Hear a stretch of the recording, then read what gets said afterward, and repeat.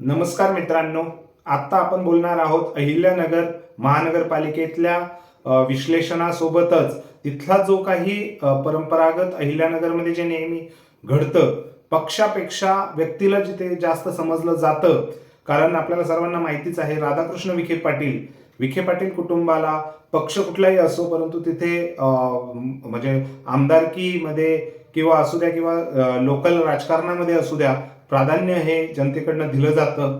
तसेच बाकीचेही परिवार आहेत. आमदार आमदार संग्राम जगताप असू द्या, जगताप परिवार असू द्या, कर्डिले परिवार असू द्या, कोतकर परिवार असू द्या, अशा विविध नात्यागोत्याच्या राजकारणातला अहिल्यानगर हा राजकारण नेहमीच ओळखलं जातं.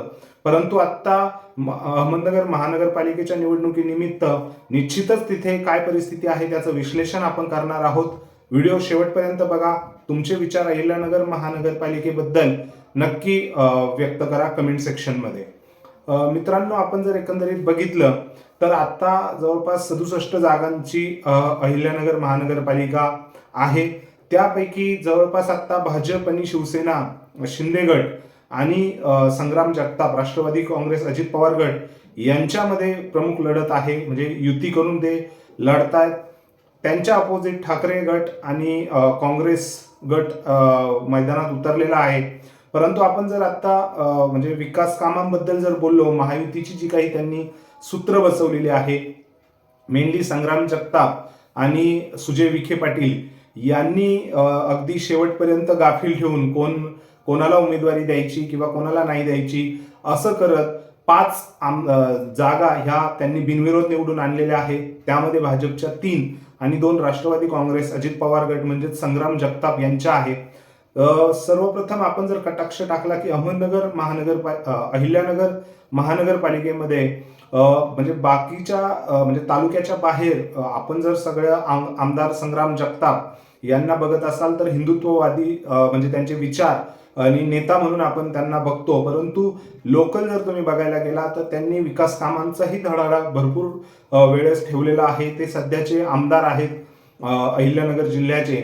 सो हे बघता निश्चितच, आणि त्यातल्या त्यात विखे पॅटर्न अहिल्यानगरमध्ये पहिल्यापासून आलेलाच आहे. दशकानुदशक ते चालत आलेलं आहे. सो आपण एकंदरीत बघितलं तर निश्चितच अहिल्यानगरमध्ये महायुतीची सत्ता येताना दिसते. त्यामध्ये भाजपच मोठा भाऊ, म्हणजे जवळपास 18 ते 22 जागा या भाजपला मिळण्याची शक्यता आहे. अजित पवार गट म्हणजे संग्राम जगताप यांना 10 ते 15 जागा, अशा पद्धतीने बहुमत हे भाजप महायुतीकडे असेल. भाजपच त्यामध्ये राहील.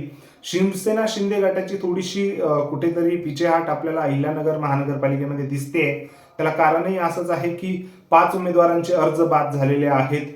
शेवटी त्यामागेही वेगवेगळे प्रयास लावले जात आहेत, कयास लावलेले जात आहेत. परंतु असो, शिवसेना शिंदे गटालाही 8 ते 10 जागा, उबाटा गटाला 8 ते 10 जागा आणि राष्ट्रवादी काँग्रेस शरद पवार गट हे शेवटी त्यांचा जाहीर पाठिंबा हा राष्ट्रवादी काँग्रेस अजित पवार गटाला आहे. आणि सगळ्यात महत्त्वाची फॅक्ट म्हणजे ह्या निवडणुकीमध्ये अपक्ष 8 ते 12 जागा आपण प्रिडिक्ट करतोय अहिल्यानगर महानगरपालिकेमध्ये. सो जर कुठेतरी भाजप आणि संग्राम जगताप यांची, अजित पवार यांची, राष्ट्रवादी काँग्रेस पक्ष यांची जर कुठेतरी पिछेहाट झाली तर निश्चितच कुठेतरी त्रिशंकू आणि जे अपक्ष उमेदवार आहेत त्यांची लॉटरी लागण्याची संभावना आहे. किंगमेकर म्हणून निश्चितच अपक्ष उमेदवार हे कुठेतरी पुढे येतील अहिल्यानगर महानगरपालिकेमध्ये, असं मलाही वाटतंय. तुम्हाला काय वाटतं या सर्व गोष्टींबद्दल? कारण ज्या घरात महापौरपद होतं अशी कोतकर फॅमिली या महानगरपालिकेच्या निवडणुकांमधनं मागं आहे. निलेश लंके हेही ह्या गोष्टीपासून या महानगरपालिकेत निवडणुकीत ऍक्टिव्ह नाही आहेत. बाळासाहेब थोरात जे काँग्रेसचे ज्येष्ठ नेते आहेत त्यांनीही या अहिल्यानगर महानगरपालिकेमधनं आपला जो उपस्थिती आहे ती थोडीशी कमीच दाखवलेली आहे. सत्यजित तांबे हेही फक्त संगमनेरपुरते मर्यादित झालेले आहे. कुठेतरी अहिल्यानगरमध्ये जे चालतं की तुझा एरिया तुम्ही सांभाळा, माझा मला सांभाळू द्या, याच योजनेअंतर्गत सत्यजित तांबे आणि बाळासाहेब थोरात हे संगमनेरपासून बाहेर निघत नाहीये. आणि त्यामुळेच संगमनेरमध्ये त्यांना विजयाचं म्हणजे बाकीच्या विखे असू द्या किंवा जगताप असू द्या यांनी तिथे डोके लावलं नाही असंच बोललं जात आहे. असो, तुम्हाला काय वाटतंय? तुमच्या विश्लेषणाद्वारे अहिल्यानगर विधानसभेमध्ये तुम्हाला काय वाटतंय, कोणाची सत्ता येईल आणि महापौर कोणाचा राहील? नक्की कमेंट सेक्शनमध्ये कमेंट करून व्यक्त करा. व्हिडिओ आवडला असल्यास लाईक करा आणि आपल्या चॅनलला सबस्क्राईब करायला विसरू नका. भेटूया पुढच्या महापालिकेच्या विश्लेषणासोबत. तोपर्यंत नमस्कार.